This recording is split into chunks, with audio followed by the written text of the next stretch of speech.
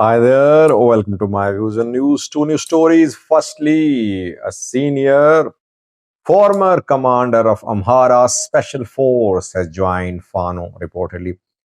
Secondly, I have an old clip of Isas. What were Isas's views about Ethiopian dam? Why did Ethiopia build good, Grand Ethiopian Renaissance Dam? By the way, when the two sides reached peace deal in 2018, PM Abiy took Issaseverki to good side, if I'm not wrong. And a new era of reconciliation started. But again, they are back to the square one. And they are now, they're not on good terms. But what were Issaseverki's views about Ethiopian dam a few years ago? A clip for you. By the way, these days, Ethio Forum people are making big claims about what Abiy said at a meeting in Adama about Eritrea, that if Eritrea did not stop and if Ethiopia was forced to take action on Eritrea, it would turn Eritrea into Gaza in a very short period of time. People have been asking me, Sajid, any confirmation? I don't know. These people, Ethiopian people, they are referring some meetings that at party internal meetings, Pimabi said this. Well, how can you confirm? I mean, no video, no audio. It's based on what they are saying or whatever is being told to them. Don't know. But this clip of Isasa work is indicative of how opposed the two governments were to each other. And it seems that they are back to where they were after a brief era of reconciliation. Let's start from the Amhara region, where we know that Fano groups got new life last year when Amhara Special Force members joined Fano. I always say that PM Abiy shot into his foot when he announced the dismantlement of Amhara Special Force, because entire Amhara Special Force, not entire, but majority of its members joined Fano. Fano got trained members.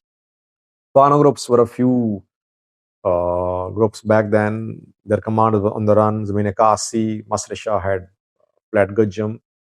But PM Abiy's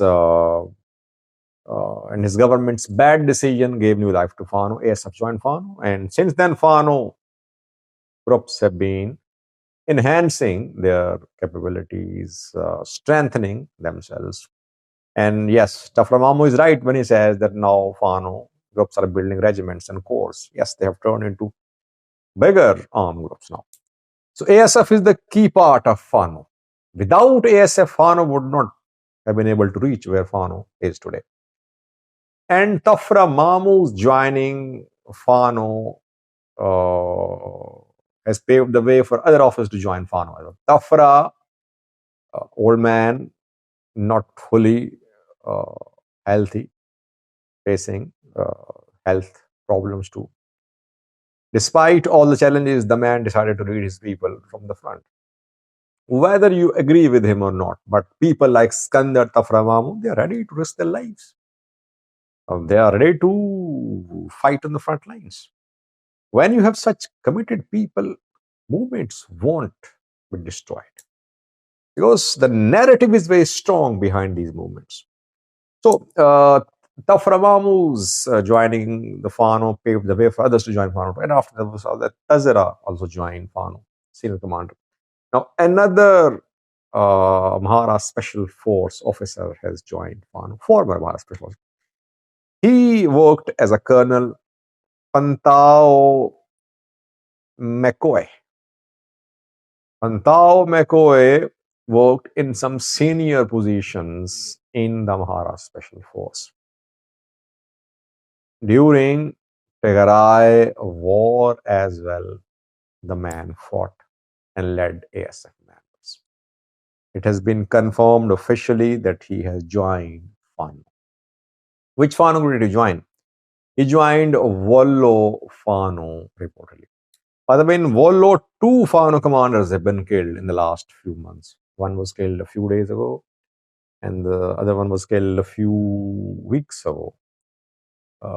So now there's no shortage of manpower for Fano. If commanders are dying, tier 2 commanders, if Fano fighters are dying, they're getting more reinforcements to make up for the losses which Fano groups are suffering.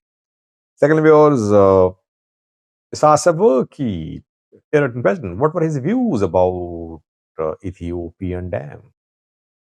Already Ethiopia built the dam. He expressed his views, I think, before the start of war, before Ethiopia Eritrea signed a peace deal.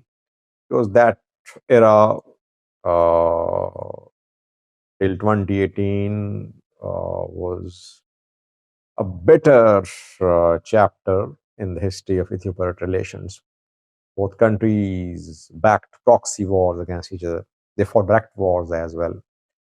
Isaias Afwerki back then believed that Ethiopia built GERD to punish Egypt. It did not build GERD to generate power. Its objective was not generation of power or economic activity. It just wanted to punish GERD, wanted to punish Egypt. That's why it built GERD, because Egypt, if River Nile flow to Egypt is disrupted, if it is affected, Egypt will suffer badly. Then we saw that Ethiopia signed peace deal.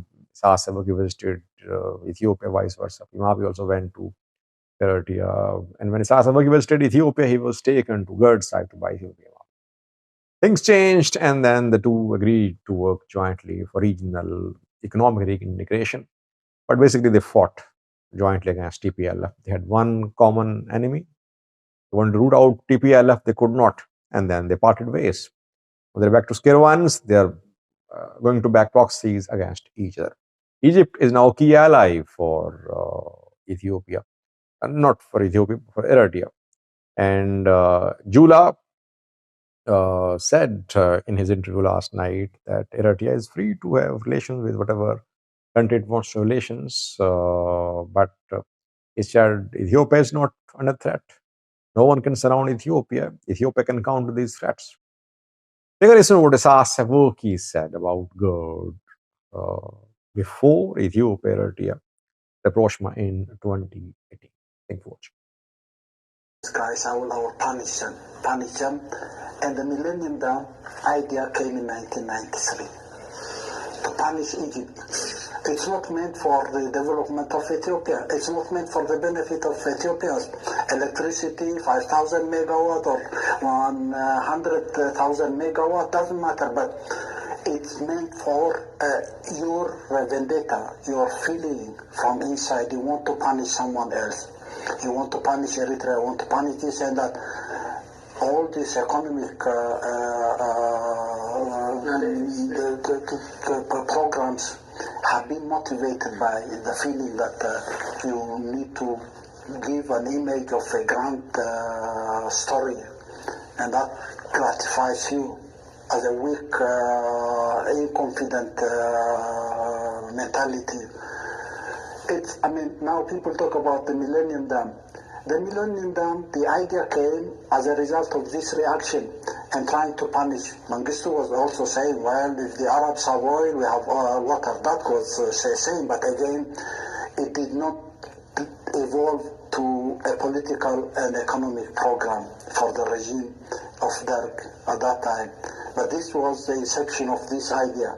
You can imagine how these ideas evolve and how this sick mentality managed politics, economy, security, even international relations. It's based on this assumption. And people in Ethiopia will have to recognize or realize this